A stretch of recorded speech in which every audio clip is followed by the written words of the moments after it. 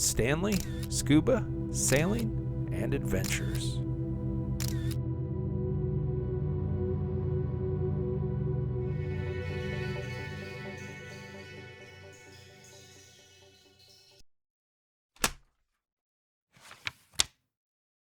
Scuba diving, the Galapagos, Point Vicente Roca, Isla Isabela. As with most of the other dives on this trip, I found myself diving alone. My random dive buddy had been injured early on in the trip, and on this particular dive, I discovered this Galapagos bullhead shark and got to spend some time with it. Unfortunately, I was unable to get anyone else's attention. The Galapagos bullhead shark range in size from 1.5 to 3 feet, reaching a maximum of about 3.5 feet. They're usually found in depths of water ranging from 10 to 130 feet. Occasionally, the Galapagos bullhead shark would just swim right at my camera. It was pretty cool. We had this little interaction. It would swim off and then I would leave it alone, but it would stop. I'd get a little closer and occasionally it would turn again and come back toward me. The distinctive features of the Galapagos bullhead shark include numerous dark spots covering the head, body, and fins, and a short spine just forward of each dorsal fin. There are a couple times here where you can really see those short spines just forward of the dorsal fins. In the book, the reference book I used to identify or confirm the identification of this shark, it says they are uncommon in Isabela, so I guess this was really a great find and a great interaction. I mean, it was a great interaction regardless, but pretty cool that they're rare. They're sometimes referred to as Port Jackson horn shark or just horn shark. There's another species called the Mexican bullhead shark, which look somewhat similar, but they don't have as many distinctive spots. From what I've found, their spots are much smaller and they almost look speckled. So I'm highly confident in my identification of that as a Galapagos bullhead shark. Alright, there are a couple interesting looking fish here. You can see one at the top of the screen comes into view. There are two others that were just near the bottom, but I'll get in closer. This is a Panamic fanged blenny. Panamic fanged blenny. See it right there? It's kind of tucked in the hole. They almost look like a type of eel. They range in size from 4 to 7 inches, may reach a maximum of about 9 inches, and are found in depths of water from 1 to 60 feet. The distinctive features include dark ocellated spot behind the eye and 2 or 3 wide irregular bars behind the spot. The geography here below the water is very similar to above the water, just sheer walls on this island, at least the part of the island where we're diving. And I encountered this massive school of fish as we were working our way along the wall. There was this giant pinnacle rising from the bottom. I guess it must have been maybe 60 feet tall, but there was a place you could either go through the pinnacle nearest the island or around to the outside. But as I was making my way into the passage between the pinnacle and the island, just got into this massive school of fish. It was so cool. There are so many, but it's still hard for me to identify these fish. I believe they are either a striped mullet, a black striped salima, or a mullet snapper. Based on the body shapes and pectoral fins and dorsal fins, I'm going to say I believe these are striped mullet. As always, if you think I got that identification incorrect and you have another opinion, please drop me a comment and let me know what you think. Honestly, I think those three fish I mentioned all look very similar, so I wouldn't be incredibly surprised if I got that wrong, but that's my best guess for now. This was dive number 13 for me on this trip. The dive started at about 2:30 in the afternoon, and my dive time was just about 35 minutes. A relatively short dive, but I had a maximum depth of 98 feet and an average depth of 41 feet. My computer recorded a minimum water temperature of 66 degrees Fahrenheit and an average water temperature of 77 degrees Fahrenheit, with a maximum water temperature reaching 86 degrees Fahrenheit.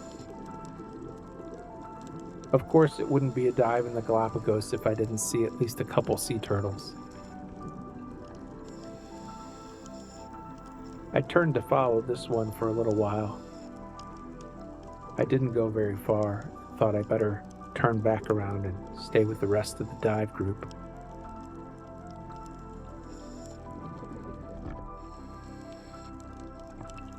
The sheer rock walls above and below the water at this dive site were spectacular.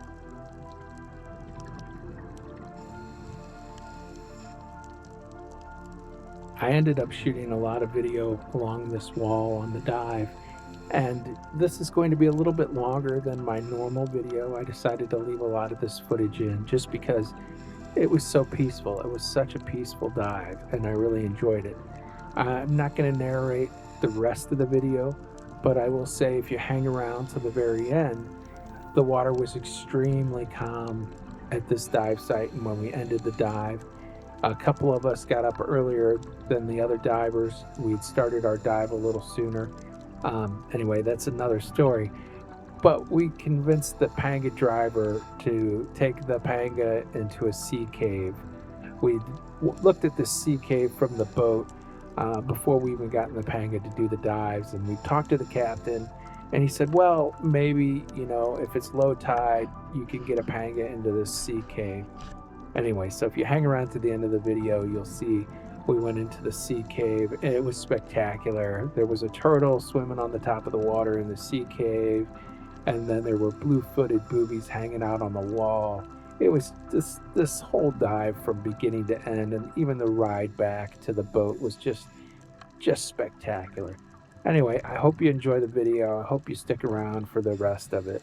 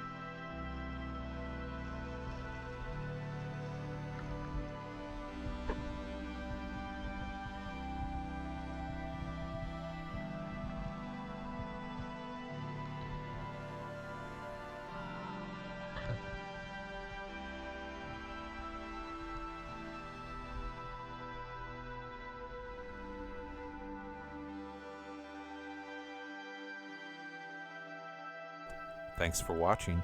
Please don't forget to subscribe, like, and comment.